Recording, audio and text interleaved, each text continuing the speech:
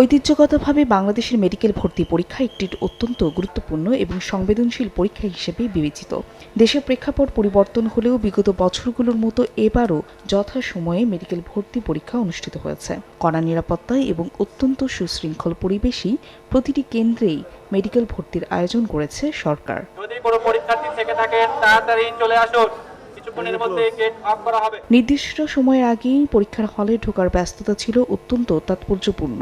পরীক্ষার্থী ছাড়া অন্য কারো প্রবেশ সম্পূর্ণ নিষিদ্ধ। Mobile phone, electronic device, bag, পানির বোতল ও অন্যান্য সামগ্রী নিয়ে প্রবেশে ছিল কড়াকড়ি। কর্তৃপক্ষ থেকে এই ধরনের এই নির্দেশনা আগে থেকেই দেওয়া ছিল, আর তাই সময় মতো শিক্ষার্থীরা তাদের কেন্দ্রে উপস্থিত হতে পেরেছে। প্রতিটি কেন্দ্রের বাইরে হাজার হাজার অভিভাবকদের ভিড় লক্ষ্য করা যায়। যদিও তারা কেন্দ্রের ভেতরে প্রবেশ করতে পারেননি, কিন্তু তাদের উদ্বেগময় উপস্থিতি বাইরের পরিবেশকে ভারী করে তোলে। কোনো কোনো মা তার সন্তানের জন্য দুহাত তুলে মহান সৃষ্টিকর্তার কাছে প্রার্থনায় রত ছিলেন। ডাক্তারি পড়ানোর কারণ একটাই যে ডাক্তারি সবাই পড়াতে চায়। ডাক্তারি পরীক্ষাটা পড়াটা হচ্ছে একটা মানব সেবক, একটা মানব সেবা একটা পেশা। আর দ্বিতীয় কথা হচ্ছে যে একটা তার মনের একটা অনুভূতি আছে।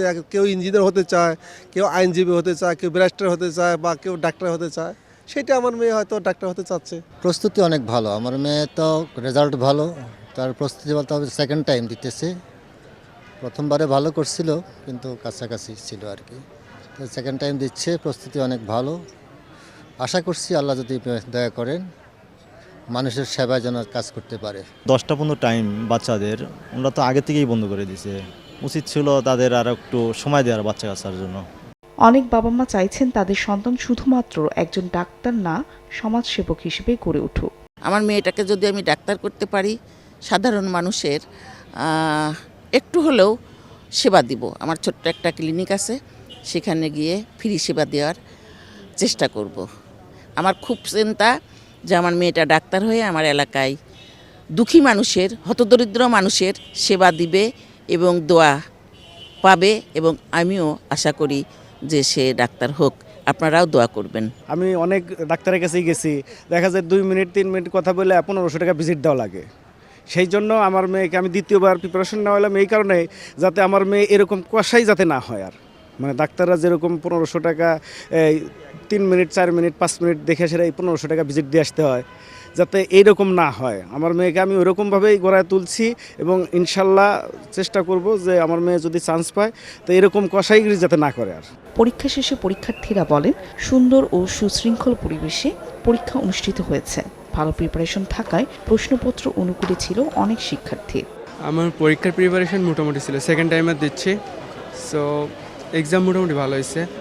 আর ভিতরের পরিবেশ, স্যার ম্যাডামরা অনেক সহানুভূতিশীল ছিল।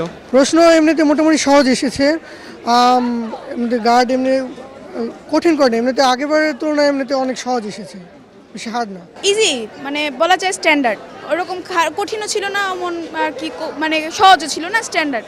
আর যা হয়েছে আলহামদুলিল্লাহ ভালো। পরীক্ষা অনেক ভালো হয়েছে, কোশ্চেন অনেক ইজি ছিল, মানে যা পড়ছি 2 মাসে সব কমন, অ্যান্ড ভিতরে পরিবেশ অনেক ভালো ছিল আলহামদুলিল্লাহ।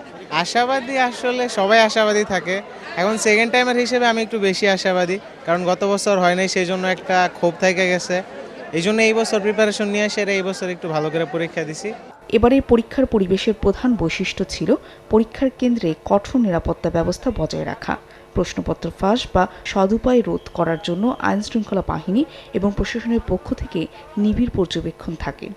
এছাড়া কোভিড-19 পরিস্থিতি বা অন্য কোনো স্বাস্থ্যগত বিধিনিষেধের কারণে মাস্ক পরিধান, শারীরিক দূরত্ব বজায় রাখা এবং স্বাস্থ্যবিধি মেনে চলার মতো বিষয়গুলো নিশ্চিত করা হয়।